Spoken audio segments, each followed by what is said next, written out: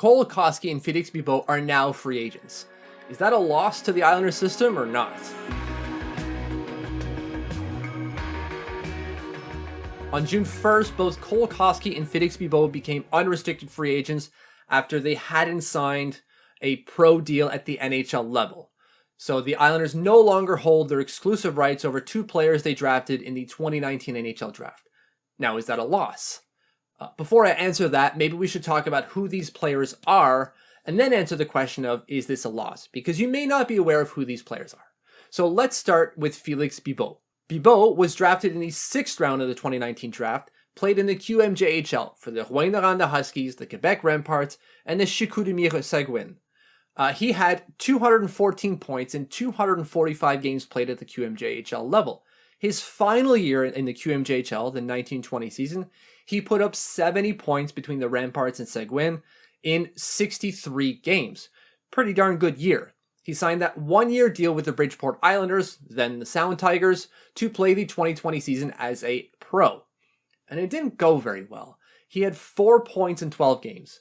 3 of those points came in the final 3 games of the 2021 season. So, it didn't start very well for Bibeau, and it kind of came on strong at the end, but not strong enough.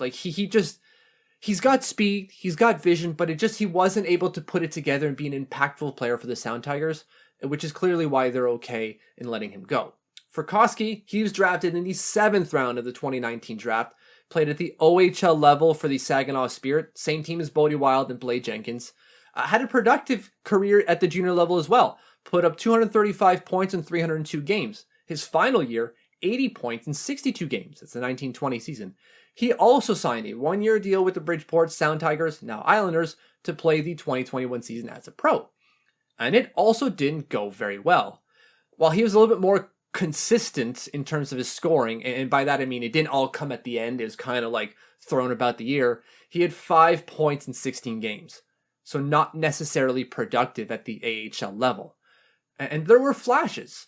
I thought this kid coming into the AHL would be not a force, would be okay. He wouldn't be lost because he's got size, 6'1", 205, and so he wouldn't be able to be bodied around. But he didn't really use that to his advantage. He wasn't a force for the Bridgeport Sound Tigers at all. And there were flashes, like I said. There were a couple of times where he cut into the middle, had a power move, got a goal out of it, or put a puck on the net. But they're few and far between.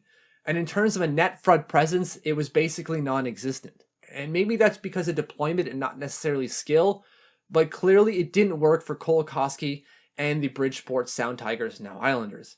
It just didn't work. So just like Bibeau, they're probably better off letting him go. And to be fair to both players, they weren't making the NHL. If they could make the NHL, it'd be as a 4th liner, and the Islanders already have a ton of those. So they're not good enough to steal a spot from the guys that are already there. They just aren't.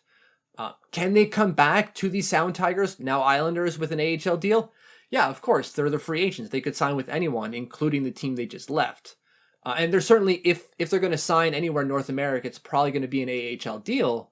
But I don't think it's going to be with the Bridgeport Islanders. I just don't think it's going to happen.